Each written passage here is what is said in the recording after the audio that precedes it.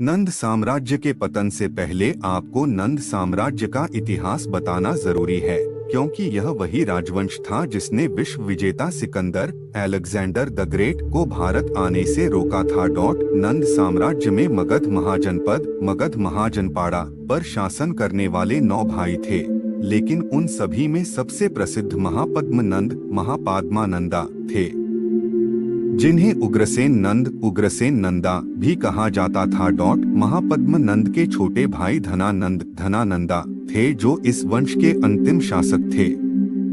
धनानंदा एक शक्तिशाली सम्राट थे और उनकी एक विशाल से 326 ईसा पूर्व में जब सिकंदर ने भारत पर आक्रमण किया था, तब चंद्रगुप्त किशोरावस्था में थे।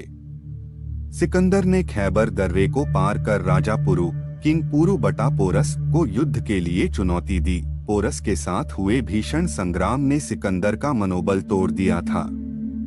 अब सिकंदर को समझ आ गया था कि जब पोरस से ही इतनी शिकस्त खानी पड़ी तो नंद साम्राज्य, नंदा एम्पायर, जो भारतवर्ष का सबसे बड़ा और प्रबल साम्राज्य था, उससे टक्कर लेना यानी अपनी पराजय पर मुहर लगाने जैसा होगा।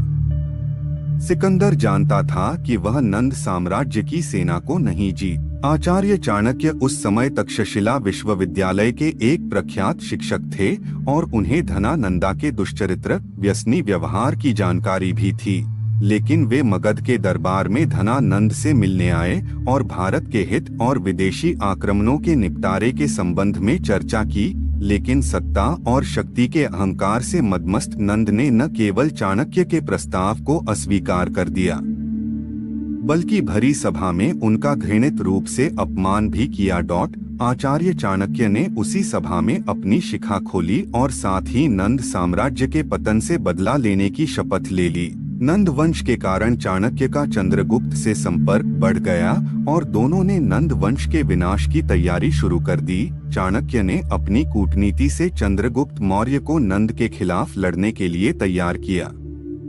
दरअसल चंद्रगुप्त को भी उस समय नंद साम्राज्य से निर्वासित कर दिया गया था, इसीलिए चाणक्य ने नंद साम्राज्य के स्थान पर चंद्रगुप्त को सिंहासन पर बिठाने का आश्वासन देकर अपने साथ कर लिया था। चाणक्य ने चंद्रगुप्त को राजनीति, कूटनीति और युद्ध अध्ययन के अनुसार कई तकनीकों से प्रशिक्षित किया और अपनी सेना भी बना ली। शुरुआत में चंद्रगुप्त की सेना थोड़ी कमजोर थी, लेकिन बार बार हुए युद्धों की श्रृंखला ने चंद्रगुप्त की सेना ने नंद साम्राज्य की राजधानी पाटलिपुत्रा पर कब्जा कर लिया। 321 ईसा पूर्व में मात्र 20 वर्ष की आयु में चंद्रगुप्त मौर्य ने अपना मौर्य साम्राज्य स्थापित कर लिया था। चंद्रगुप्त मौर्य के राज्याभिषेक की तिथि सामान्यतः 321 ईपू निर्धारित किया जाता है।